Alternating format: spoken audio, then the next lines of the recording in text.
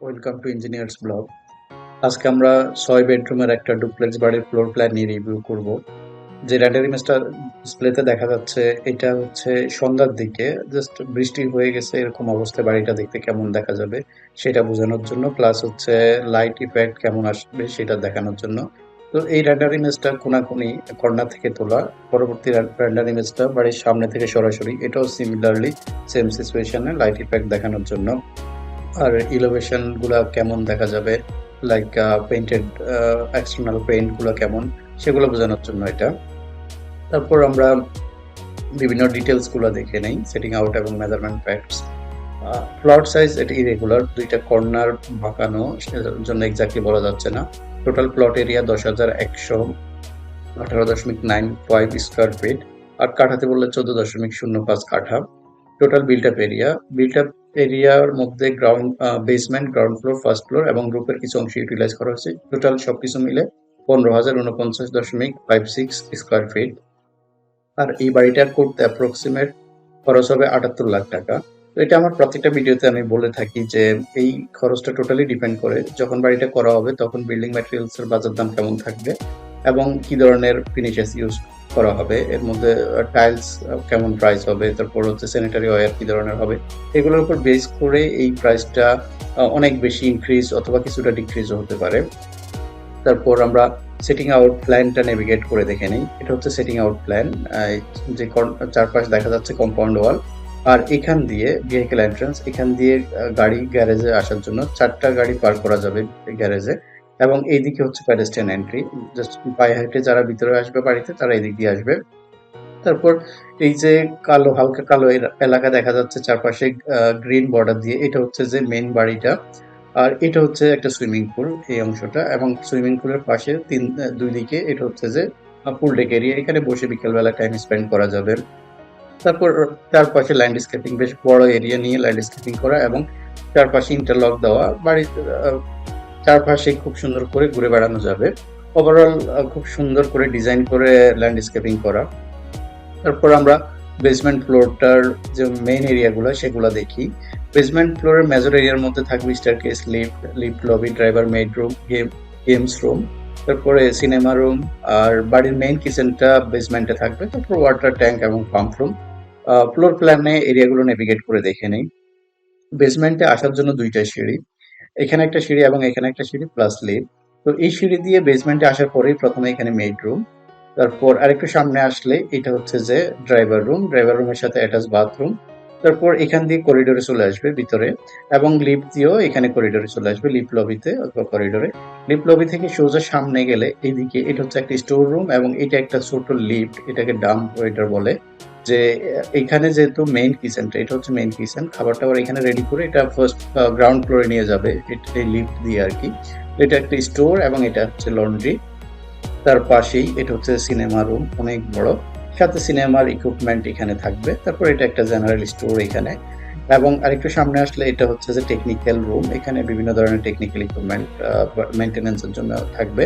তার পাশেই হচ্ছে এটা একটা টয়লেট টেকনিক্যাল রুমের পাশে।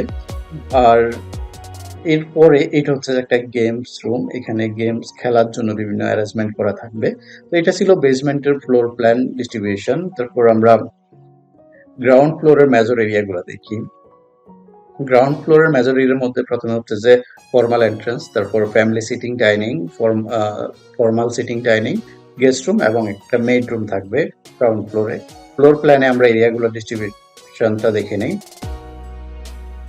এইটা হচ্ছে বাড়ির মেন এন্ট্রান্স, এখান দিয়ে মেন এন্ট্রান্স দিয়ে আসার পরেই এখানে হচ্ছে যে formal living and dining area. Formal living and dining এর পরেই এখানে হচ্ছে যে ফ্যামিলি সিটিং এরিয়া, জাস্ট এই অংশটা। এবং এখান থেকে একটু সামনে গেলে এটা হচ্ছে যে ফ্যামিলি ডাইনিং এরিয়া, সাথে একটা শো কিচেন আছে এখানে। তারপর এটা যেটা বলছিলাম যে বেসমেন্টে রান্না করে নিয়ে আসার জন্য এটা একটা ছোট লিফট, এটা এই অংশটা। তারপরে এটা হচ্ছে যে কমন বাথরুম এই ফ্লোরের জন্য, এখানে লিফট এবং স্টেয়ারকেস। তারপর এখানে একটা করিডোর, এই করিডোর দিয়ে সামনে আসলে এটা হচ্ছে যে এখানে গেস্ট রুম, জাস্ট এন্ট্রি হওয়ার পরেই এখানে হচ্ছে বাথরুম এবং পাশে এখানে হচ্ছে যে ক্লোজেট আছে। তারপর এটা হচ্ছে মেড রুম। তো এটা ছিল গ্রাউন্ড ফ্লোর। তারপর আমরা ফার্স্ট ফ্লোরের মেজর এরিয়াগুলো দেখি। ফার্স্ট ফ্লোরে মেইনলি বেডরুম থাকবে, 4টা বেডরুম এবং একটা মাস্টার বেডরুম থাকবে। ফ্লোর প্ল্যানে এরিয়াগুলো নেভিগেট করে দেখি। লিফট অথবা সিঁড়ি দিয়ে ফার্স্ট ফ্লোরে আসার পরেই ইয়েস, লিফটে আমি সিঁড়ি দিয়ে ফার্স্ট ফ্লোরে আসার পরে এখানে হচ্ছে যে লিফট লবি অনেক বড়, একদম এই দিক থেকে এইদিকে, এবং এখানে একটা ওপেন প্যান্ট্রি আছে। তারপর এই দিক থেকে শুরু করি। এখানে যে প্রথমে মাস্টার বেডরুম, এটা হচ্ছে পয়ার। মাস্টার বেডরুমে প্রথমে ঢুকেই এখানে পয়ার। তারপর হচ্ছে এখান দিয়ে সামনে আসলেই এটা হচ্ছে যে মাস্টার বেডরুমের বেড এরিয়া, সাথে একটা বালকনি আছে এখানে। তারপর এটা হচ্ছে মাস্টার বেডরুমের সাথে অ্যাটাচ বাথরুম। এই অংশটা হচ্ছে বাথরুম এবং এইদিকে হচ্ছে যে ড্রেসিং এরিয়া, অনেক বড় ড্রেসিং এরিয়া। তারপর মাস্টার বেডরুমের পাশেই অপোজিটে এটা হচ্ছে বেডরুম নাম্বার 1, এটা হচ্ছে মেইন এন্ট্রেন্স। দরজা দিয়ে ঢোকার পরপরই এটা হচ্ছে ড্রেসিং রুম এবং এটা হচ্ছে বাথরুম। তো বেডরুম 1 এর সাথে বেডরুম 2 এটা হচ্ছে দরজা দরজা দিয়ে ঢোকার পরেই বাথরুম এবং অপোজিটে হচ্ছে ড্রেসিং রুম। এবং আরেকটু সামনে আসলে এটা হচ্ছে বেডরুম নাম্বার 3, এটা হচ্ছে এন্ট্রেন্স ঢোকার জন্য দরজা। এখান দিয়ে সামনে আসলে এই অংশটা হচ্ছে বেড এরিয়া এবং এটা হচ্ছে ড্রেসিং এর ভিতর দিয়ে এখানে বাথরুমে যাবে।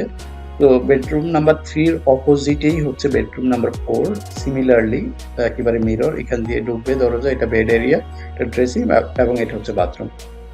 তো এটা ছিল ফার্স্ট ফ্লোরের ফ্লোর প্ল্যান ডিস্ট্রিবিউশন। তারপর আমরা রুফ এরিয়াটা দেখি। রুফের কিছু অংশটা ইউটিলাইজ করা হয়েছে, পুরা রুফ ইউটিলাইজ করা হয় নাই। সেখানে স্টেয়ারকেস, লিফট লবি, জিম আছে রুফে। তারপর একটা স্পা এরিয়া এবং একটা প্যান্ট্রি আছে।